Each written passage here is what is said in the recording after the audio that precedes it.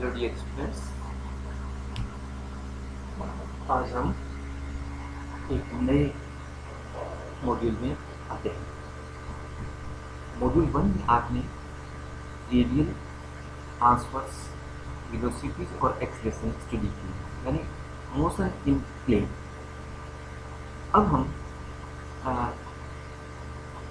Kinetics के part में आते हैं, जिसमें हमने देखा कि काइनेटिक्स के पार्ट में आते हैं का तात्पर्य ये है कि हम अब जो गति उत्पादक कारण है उस पर स्टडी करेंगे। अभी तक तो हमने वेलोसिटी और एक्सेलरेशन का अध्ययन किया। इसमें हमने ये नहीं देखा कि पार्टिकल किस कारण से गतिमान है, उसको गति देने वाली क्या एक्सटर्नल चीज़ें हैं जो उसको गति मिलाती हैं। इस में हम ये अध्ययन करेंगे कि पार्टिकल को जो उसको गति मिलाने वाले बल है वो उसको किस गति को किस प्रकार से प्रभावित करते हैं। तो सबसे पहले इसमें हम लेते हैं सिंपल हार्मोनिक मोशन, सरल आवर्त गति। यहाँ अगर हम ये बात करें कि एक पार्टिकल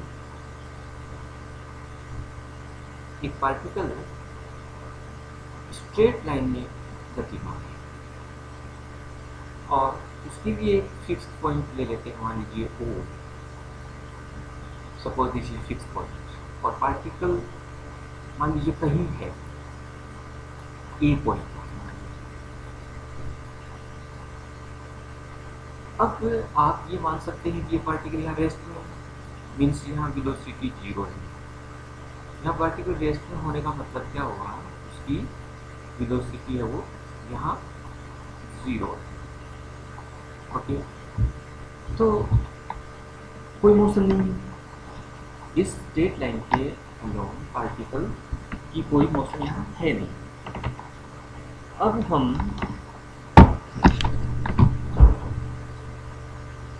ये चाहते हैं कि इस पर एक फोर्स अप्लाई कर दें पार्टिकल को, और उसका केंद्र पॉइंट O, और इस पार्टिकल पर केंद्र की ओर लगने वाला जो बल है वो आकर्षी बल है। प्रतिकर्षी होगा तो दूर फेंकेगा उसको, आकर्षी होगा तो A से O की ओर पार्टिकल गतिमान होगा। तो यहाँ हम आकर्षी बल ले लेते हैं F। मान लीजिए फोर्स है टुवर्ड्स O अप्लाई करते हैं A से O की तरफ फिक्स पॉइंट। लेकिन किसी समय जब पार्टिकल यहाँ वेलोसिटी जब 0 थी, तो मान लीजिए उसका भी टाइम है वो 0 है, और इस 0 टाइम के बाद वो गतिमान होता है तो उसका टाइम काउंट हो जाता है, लेफ्ट जाएगा O की तरफ। मान लीजिए किसी समय पर वो P पॉइंट पर पहुंच जाता है, किसी समय वो मान लीजिए P पॉइंट पर पहुंच जाए, ये पॉइंट यहाँ P है सब। तो अब पार्टिकल की गति इस तरफ है, नो डाउट। यहाँ O से ये कितनी दूर है ये हम डिसाइड कर लेते हैं। मान लीजिए ये O से इस समय x दूरी पर, ओके, तो O से x दूरी पर जब है और यहाँ समय मान लीजिए t है, t समय का अर्थ ये है कि ये A से P तक t समय पर पहुंचा, A से P तक t समय पर पहुंचा। और इनिशियली अगर O से A तक के बीच की दूरी हम डिसाइड करें, मान लीजिए यहाँ तक की दूरी को हम किसी सिंबल स्मॉल a से डिनोट कर देते हैं, मान लीजिए इसे। तो और अब t बराबर 0 पर तो स्मॉल a डिस्टेंस, और अब P बिंदु पर जिसकी दूरी O से x है, पार्टिकल O की तरफ जा रहा है किसी बल के खिलाफ। अब मान लीजिए ये बल दूरी के समानुपाती है। Suppose this force is proportional to distance, attractive proportional to distance. दो चीजें नोट करें, आकर्षी बल, बल केंद्र की तरफ, दिस इज A बल केंद्र, O पॉइंट बल केंद्र, O point बोलते हैं। Distance x, force is proportional to x towards O। इस तरह की गति का हमें अध्ययन करना है। वह गति सिंपल हार्मोनिक मोशन होती है। परिभाषा देखिए, जब कोई कण एक सरल रेखा, ध्यान दें सरल रेखा में हमने सरल रेखा ली O, इस प्रकार गतिमान हो कि त्वरण रेखा पर स्थित किसी बिंदु पर कण की दूरी के समानुपाती है।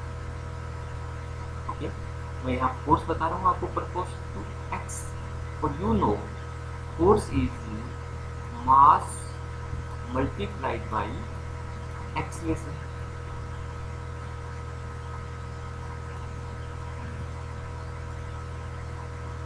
Force is mass multiplied by acceleration, and mass is constant. It means acceleration is proportional to x. No doubt, mass is constant, so we can say that acceleration is proportional to distance।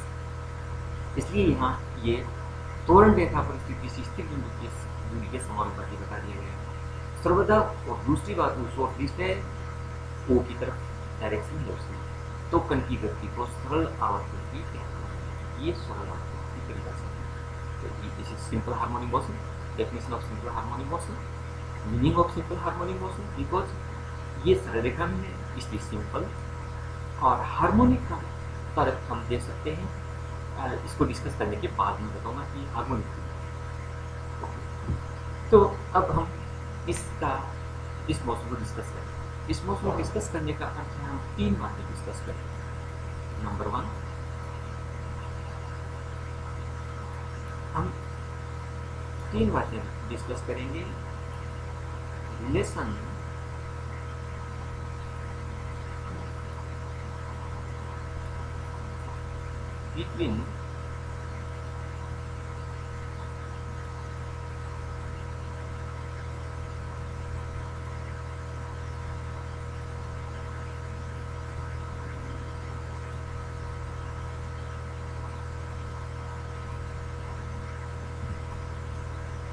between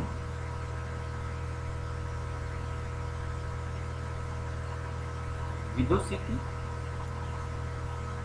and distance। Suppose at a velocity 0 and at a velocity is v, तो मैं यहाँ इस तरफ इसकी velocity v है, p point, तो मैं यहाँ वेलोसिटी को v से डिनोट कर रहा हूँ। Distance is x, so distance for x से जाता है। So first relation between velocity and x ये फाइंड करेंगे एट p। रिलेशन बिटवीन हम ये कहाँ देखेंगे, एट, ये सब हम कहाँ स्टडी करेंगे, एट पी। सेकेंड थिंग हम रिलेशन बिटवीन लेंगे velocity and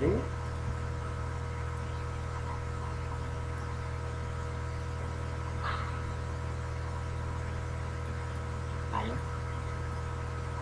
and third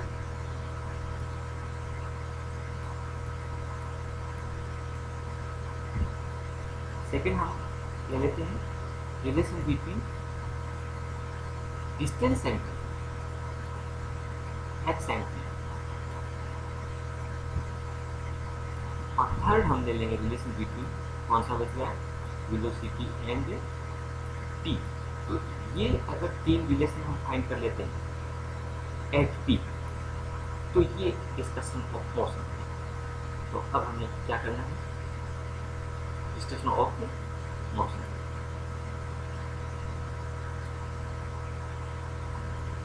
so मान लीजिए सरल आवर्त के अंतर्गत कण की गति का अध्ययन करने जा रहे हैं हम, और इसमें जैसा कि मैंने ऊपर फिगर बनाया है आपको बताया है, मान लेते हैं कि ए डेश ओ ए पर एक ओ पॉइंट स्टिक कर दिया है, this is fix point origin, और t समय पश्चात कण गतिमान बिंदु P पर जहाँ OP बराबर x है, t समय पर, ये t समय पर, और कण का त्वरण x के समानुपाती है, वही सरल आकृति की परिभाषा वाला, केंद्र O की तरफ, और A पर वेलोसिटी आप 0 मान लीजिए, कण विराम अवस्था में था, A से गति प्रारंभ करेगा इस आकर्षी बल के कारण, यहाँ समय आप t बराबर 0 माने, और तब P पर पहुंचता है, तब T समय और वेग आप T मान सकते हैं। T पर टुवार्ड्स की गति है O, towards O। So here acceleration is proportional to distance. So x double dot, you know, सरल व्यक्ति त्वरण होता है x double dot. So x double dot is proportional to x and equals to mu, proportionate constant. And negative, why negative? Acceleration is positive at P in direction away from O. X double dot इस direction में positive है, you know, x double dot, x means acceleration is positive in this direction, but particle is moving in opposite of this, that is towards O. So by Newton's second law, x double dot in right hand side equals to another effective force. Here x double dot is effective, equals to impressed force is mu x. So component of mu x in right hand side is minus mu x. So x double dot equals to minus mu x.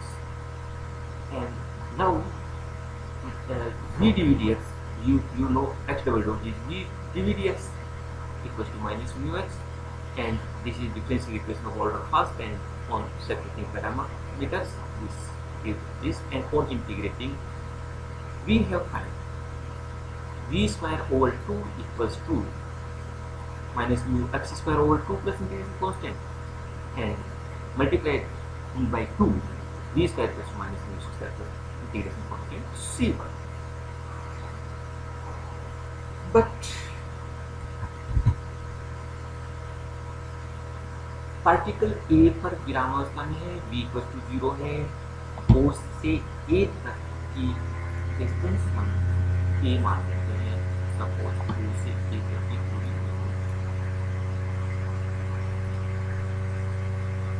A है, OA बराबर A, then initially particle at t equals A is t equals to 0, so at A conditions are x equal to A, b equals to 0, put in this equation, x equals to A, b equals to 0, we get c1 equals to mu a square, and put the value of c1 in this equation, we get v square equals to mu a square minus x square. This is relation between v and x. This is relation between v and x. P point, this is at P. This equation is at A. This equation is at A.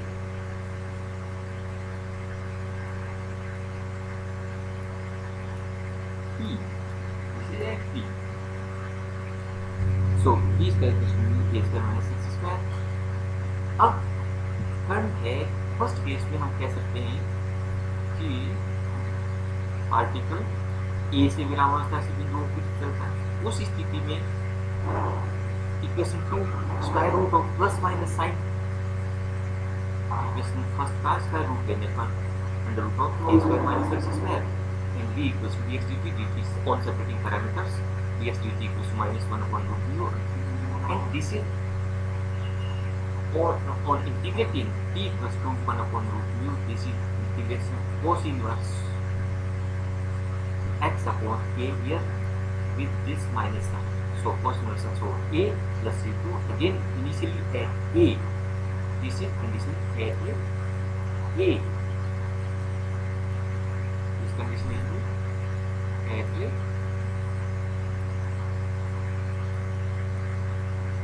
A. So at A, T is 0, is A, so C2 is 0, and this is T equals to 1 put C2 equals to 0. So we have X equals to A cos of under root mu T. X equals to A cos of under root mu T. If motion is towards O.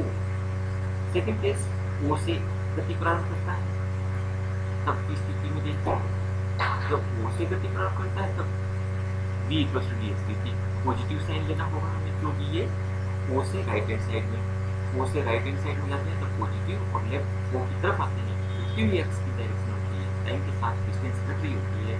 याद रखिएगा, time के साथ बढ़ने के साथ x दूरी घट रही है, नेगेटिव साइन, और बढ़ रही है तो पॉजिटिव साइन लेते हैं। सो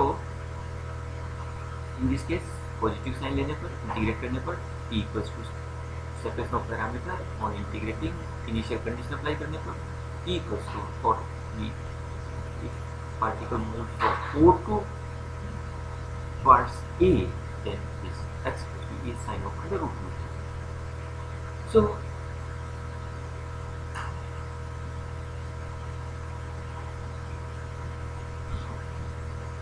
this is relation between X and T. If we want to relation between B and T, then differentiate 3. Then differentiate 3 with respect to T. So 3 को differentiate करें तो left hand side में dx dt, it means this is V, dx dt is V equals to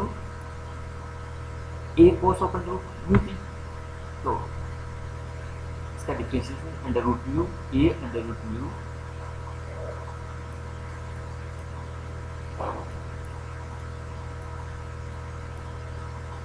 A under root mu sin of under root mu.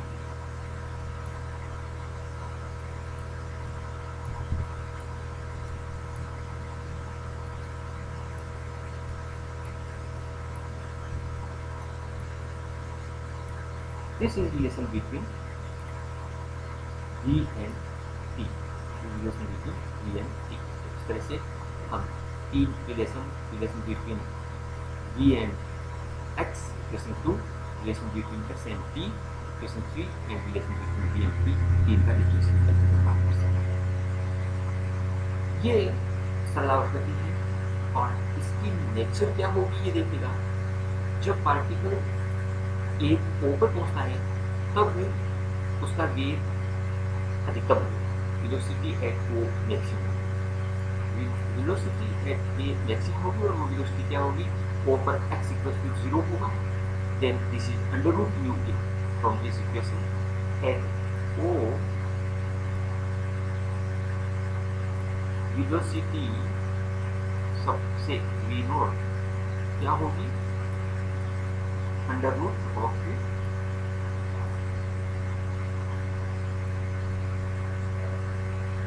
Mu under root of mu A,